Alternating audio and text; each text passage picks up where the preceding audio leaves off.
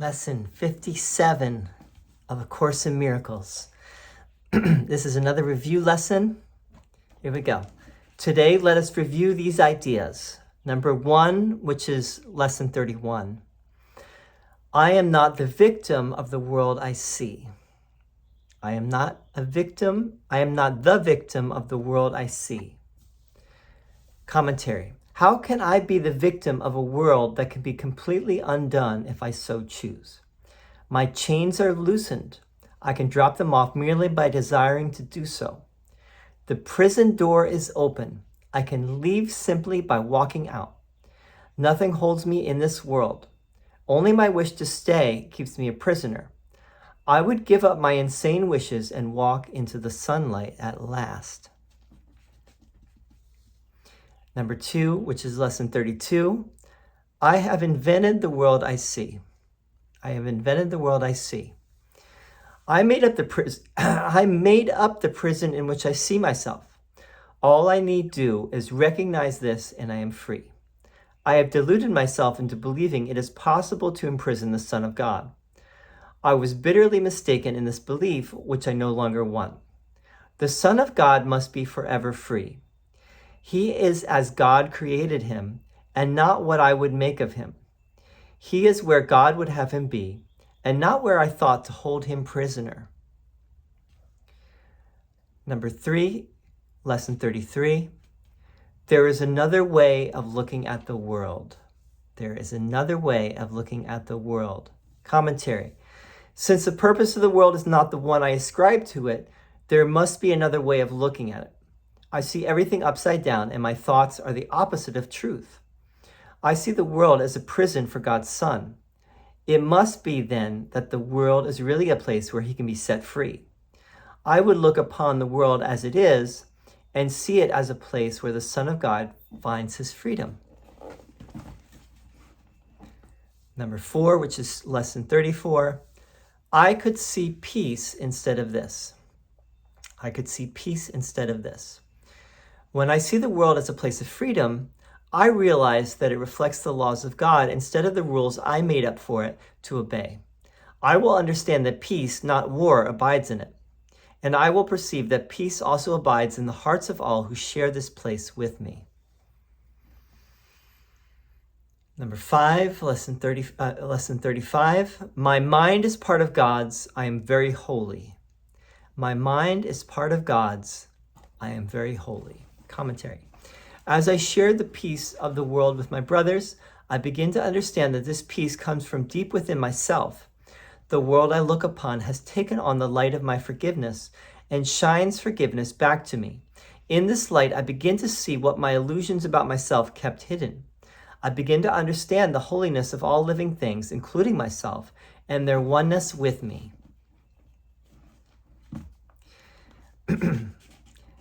Lesson 57. We're going to go through it paragraph by paragraph and see if we can talk about a few things that maybe could be talked about. Number 1, again, I am not the victim of the world I see.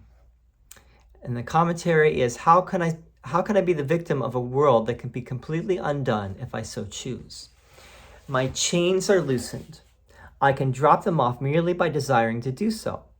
The prison door is open. I can leave simply by walking out. Nothing holds me in this world.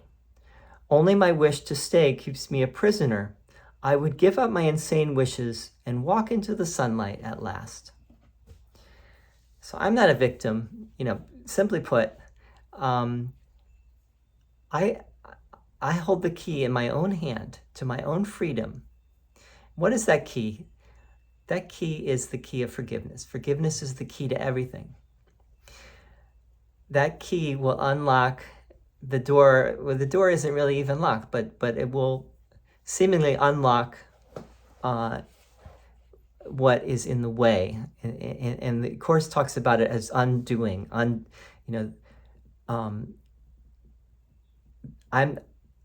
can I be a victim of the world that can be completely undone? Right? The world can be undone. The ego can be undone. And that's all you need to do. The ego is really nothing. So it's not really that the ego does anything or or you can undo it, it's already undone, right? The ego is nothing. You have to start with that understanding, and you have to start with the understanding that love is everything, and love has never changed, right? Love is still here right now. Love is everywhere. Ego is nowhere until you give it power. If you give it power, then it does have power because you have given it power, and that's your choice, and that's what you want. So there's an echo here to Plato's cave allegory, and there's echoes to the cave allegory throughout the text and the workbook. This is a pretty clear reference to it, I think, because in the cave allegory, there's prisoners that are chained, and they're watching the shadows in the cave from the fire behind them, and then one frees himself and goes out into the sunlight, and Jesus talks about the sunlight, right? And sees the real world, and goes back to the cave to try to tell the other prisoners, "Hey, do what I did and free yourself." And they're like, "No, we're happy watching the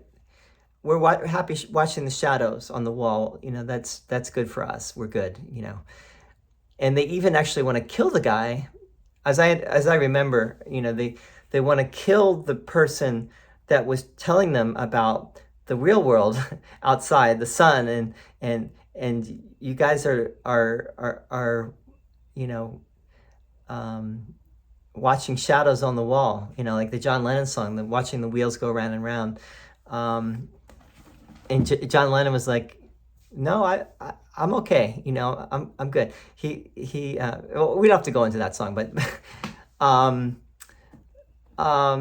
so you are free right now. Whenever you feel yourself bound, or whenever you feel stress and worry and any suffering and pain, you have chosen the ego, right? You have chosen the wrong teacher. And you don't have to be a victim, and you do not have to suffer and feel pain. That is a choice. That's what you have to not you, but we all have to realize that we do.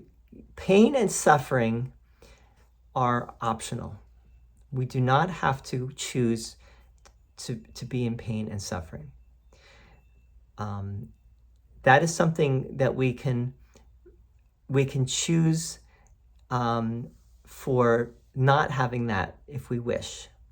But we do have to do a little bit of practice generally to get to the point where we realize that pain and suffering are optional. They're not necessary. So let's go on. Number 2, lesson 32, I have invented the world I see. I have invented the world I see. I made up the prison in which I see myself. I made it up. It's a made up thing by my mind, our minds, in conjunction or alliance with the ego thought system. And again, that thought system is totally insane and totally unreal. But we think it's real. That's the thing, is we believe in that thought system. And that's how insane we all are, right? But we believe in it, and to the extent that we believe in it, that is the extent to which we're in prison, the extent to which we're stuck. So I made up the prison in which I see myself. All I need to do is recognize this, and I am free. I have deluded myself into believing it is possible to imprison the Son of God. It's not possible to imprison the Son of God. There is no separation. That's the atonement principle of A Course in Miracles. The atonement principle is we have never been separate from God, not for a moment. Only in a dream, only in an illusion are we separate from God. In reality, we have never left God. We have never been separate. We are still one with God, even in this moment, even though it might not seem that way. So I have deluded myself into believing it is possible to imprison the Son of God. I was bitterly mistaken in this belief, which I no longer want. So this is what the Course is really emphasizing, is the desire, right? If you have the intention and the desire that I want the peace of God, I want to be free, right? I want to know the truth. I want to know God. I want to know my true identity, my true self. That's all you need, right? And the rest will come. You got to have that. You have to have that strong intention, though. The Son of God must be forever free. He is as God created him, and not what I would make of him. He is where God would have him be, and not where I thought to hold him prisoner. So we hold ourselves and others in prison through our thoughts, right? But we can change those thoughts. It's all that is necessary is to choose the right guide. But really all that's necessary, even beyond choosing the right guide, is having the desire, having the sincere desire. I want to know the truth, right? Above all else, I want the vision of love and forgiveness. Then everything else will come. In my insanity and following the ego, I think that holding myself and others in prison is a good thing, is justified, is just, and is right. And Jesus is coming to say, no, that is only keeping you in prison yourself. That is imprisoning your mind, right? Keeping your mind stuck in a thought system which is going nowhere fast, right? So let's go on. Number 3, there is another way of looking at the world. Since the purpose of the world is not the one I ascribe to it, there must be another way of looking at it. I see everything upside down, and my thoughts are the opposite of truth. I see the world as a prison for God's Son.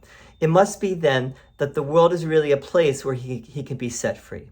I would look upon the world as it is and see it as a place where the Son of God finds his freedom. We see the world upside down. We do not see the world as it truly is. Now, we might think we do, actually, but think again. It's just that you have not gone deep enough. Once you start to go deeper, you see how much not just yours, but everyone's mind is deeply entrenched in the ego thought system, very deeply entrenched.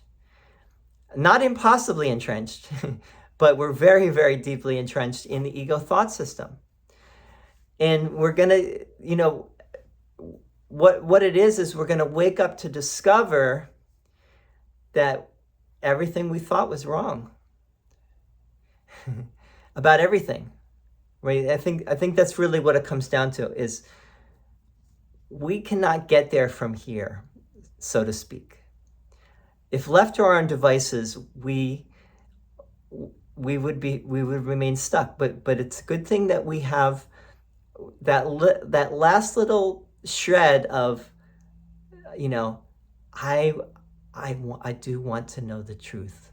I do, even though I'm very, very much stuck, I do want to see what is real, to know what is real, and just to know the truth. So now I would just say, some people are not plant medicine aficionados. I understand. I've done a lot of work with ayahuasca. With ayahuasca, I've definitely had moments where this became very, very clear to me, that I was just observing how deep we are. Again, that I guess I would use that word, entrenched in the darkness, right, and the confusion, and the not being kind, not being forgiving, and seeing others as separate from you, and with separate interests, separate purposes. Never the twain shall meet. We're very deep into that, and that's the upside down nature of what we're talking about here. And then the opposite of that, the reversal of that, is just the understanding that there is a place of pure love and forgiveness within each of us. You might call that the witness, right? Just the pure witness of it all that can step back and just observe it. And that's what you can see, like in deep states of meditation, but also with plant medicine. You can become that witness, and the witness can just observe it, right? And can just see it for what it is without judgment. And I think that is what Jesus is getting at with the Holy Spirit. That's the Holy Spirit, is that place of complete non-judgment, of just calm observation and just loving acceptance of all, and just saying, yep, I have no part in this. Really, I'm just witnessing it. This is not who I am. This is just the play of we could call it the egoic separation that we have chosen. That's what it is. Number 4, 34. Lesson 34. I could see peace instead of this. When I see the world as a place of freedom, I realize that it reflects the laws of God instead of the rules I made up for it to obey. I will understand that peace, not war, abides in it, and I will perceive that peace also abides in the hearts of all who share this place with me.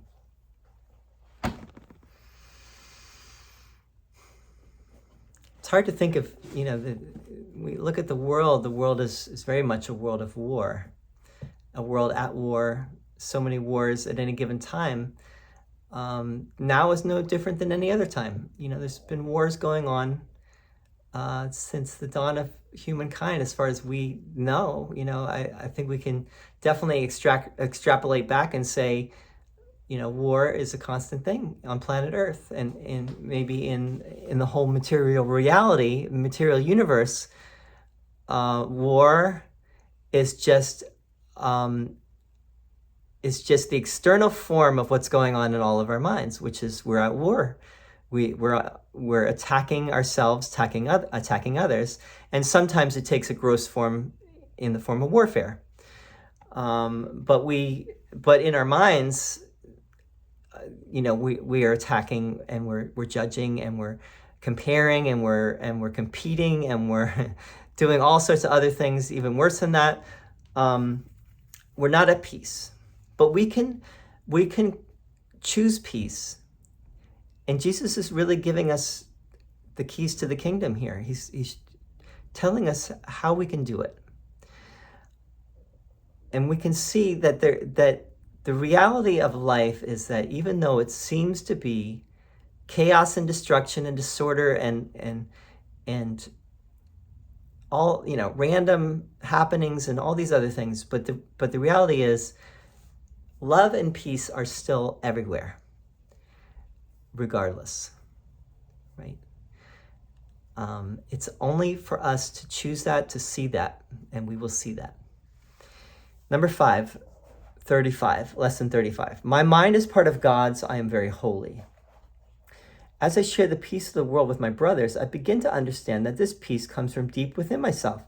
The world I look upon has taken on the light of my forgiveness and shines forgiveness back at me. In this light, I begin to see what my illusions about myself kept hidden. I begin to understand the holiness of all living things, including myself, and their oneness with me. So as I go deep within myself and I find this light of forgiveness and I share it with others and I see them, I see everyone not as a prisoner, but I see everyone as free, just like myself, right? I see them as I would like to see myself. Then I do see myself that way, because that reflects back to me, right? When I share loving presence, non-judgmental loving presence with everyone I meet, they reflect that back to me. And you only see that is true when you practice that. When you put it into practice, you will see how everything will start to change.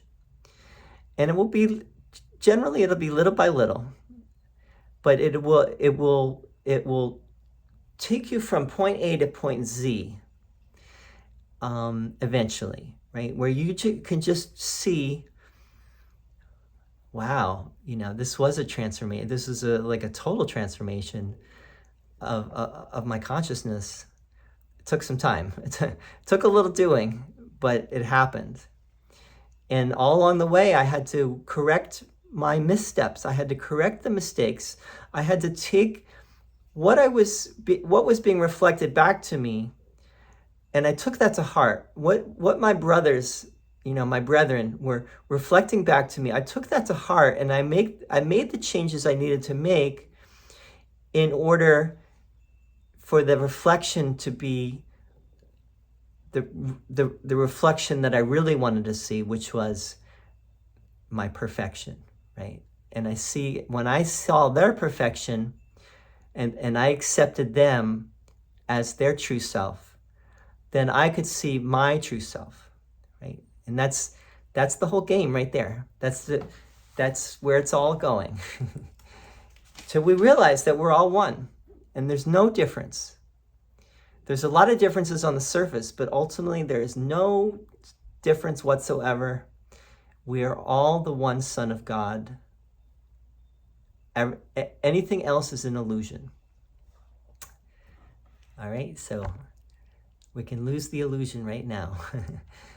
And Godspeed on that mission, that holy mission. All right, I think that's good. I'm going to do a little video right now about Carl Jung and Course in Miracles. Very little, very, very small. But stay tuned if you want to check that out. Thank you for listening. See you soon.